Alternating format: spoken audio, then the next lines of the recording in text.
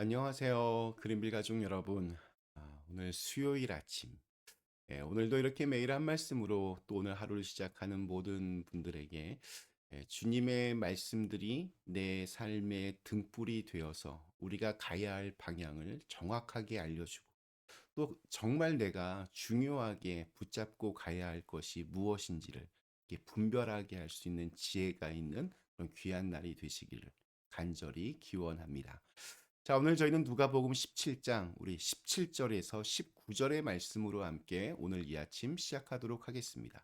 누가복음 17장 17절에서 19절의 말씀. 예수께서 대답하여 이르시되 열 사람이 다 깨끗함을 받지 아니하였느냐? 그 아홉은 어디 있느냐? 이 이방인 외에는 하나님께 영광을 돌리러 돌아온 자가 없느냐 하시고 그에게 이르시되 일어나 가라. 네 믿음이 너를 구원하였느니라 하시더라. 아멘. 네, 우리 예수님의 말씀에 순종하여 제사장에게 가던 도중에 열 사람, 이 나병 환자 열 사람 모두의 몸이 깨끗해졌습니다. 치유는 동일했습니다. 결과도 같았습니다. 병은 사라졌고 그들은 다시 그리운 가족의 품으로 집으로 돌아갈 길이 열렸습니다. 그러나 그 다음의 선택의 길은 달랐습니다. 한 사람만 예수님께로 돌아왔고 아홉 사람은 돌아오지 않았습니다. 예수님은 물으십니다. 그 아홉은 어디 있느냐?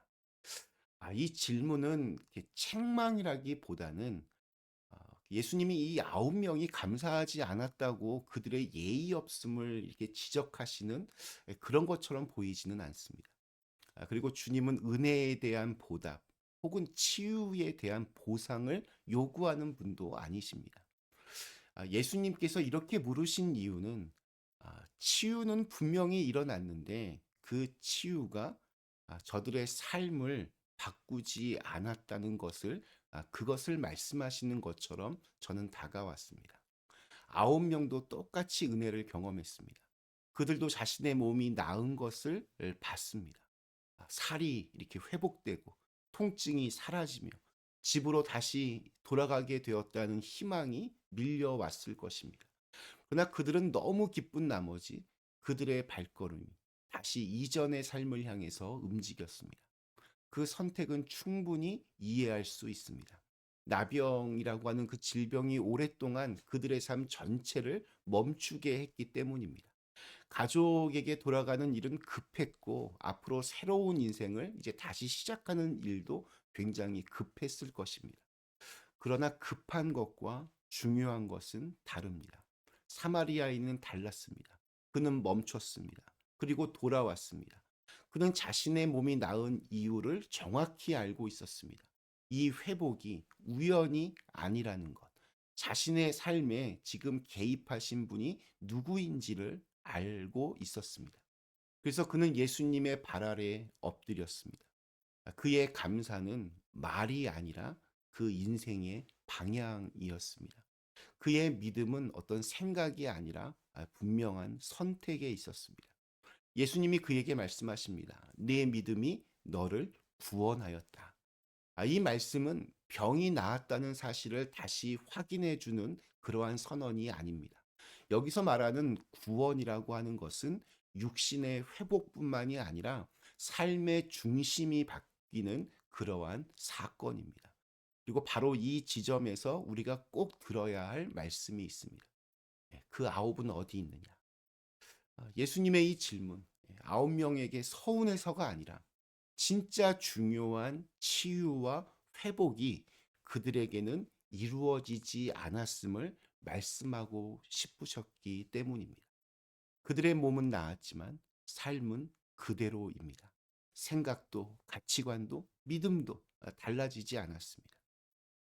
몇 해 전에 아주 인기리에 방송되었던 슬기로운 의사생활이라는 드라마에 보면 이런 장면이 나옵니다.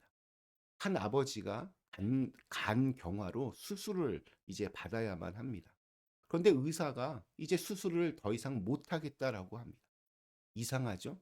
내막이 있습니다. 몇 년 전에 이 아버지가 잦은 음주로 인해서 간 경화로 죽을 고비에 놓였는데 그때 큰딸의 간을 이식해서 겨우 이 아버지가 살아나게 되었습니다. 살아나자 그는 또 술을 먹었습니다. 그리고 얼마 못 가서 다시 병원에 실려왔습니다. 이번에는 둘째 딸의 간을 이식받아서 다시 건강을 되찾았습니다. 그런데 이번에도 술로 그 건강을 다 해치고 다시 병원에 온 겁니다. 의사가 아, 분노합니다. 딸들이 목숨을 걸고 아빠의 건강을 되찾아 주었는데 이 아버지는 그 은혜를 삽시간에 잊어버리고 또 술을 먹고 모든 것을 수포로 만들었기 때문입니다. 의사는 그 아버지에게 당신이 고쳐야 할 것은 몸이 아니라 정신 상태라고 호통을 칩니다. 우리도 이 아버지와 다르지 않을 때가 있습니다. 급할 때는 기도합니다. 절박할 때는 눈물로 부르짖습니다. 그러나 상황이 지나면 다시 익숙한 죄와 무감각한 삶으로 돌아갑니다. 육신은 나아졌지만 마음은 여전히 아픕니다. 몸은 움직여도 생각은 아직 옛사람입니다. 은혜에 대한 감사는 순간뿐이고 우리의 삶은 이전과 다름없이 똑같이 반복이 됩니다. 마치 사마리아인 외에 9명의 나병 환자들처럼 우리는 육신의 치유에만 혹은 급한 일에 대한 해결에만 만족하고 정작 중요한 영혼의 변화를 간과할 때가 많습니다. 오늘 말씀은 우리에게 아주 명확하게 선포합니다. 우리가 고쳐야 할 것은 육신의 병만이 아니라 우리의 정신, 우리의 영혼, 우리의 생각이라고 말입니다. 우리가 거듭나야 할 것은 몸이 아니라 우리의 마음과 우리의 영혼입니다. 구원은 단순히 육신의 일이 아니라 영혼의 거듭남을 통해서 이루어지기 때문입니다. C.S. 루이스가 이런 말을 했습니다. 영원한 삶은 단순히 미래의 삶이 아니라 지금 시작되는 다른 종류의 삶입니다. 단순히 병이 낫고 수명이 연장되는 것이 구원의 전부가 아닙니다. 진정한 구원은 우리의 가치관, 우리의 태도, 우리의 삶의 방향이 변화하는 데 있습니다.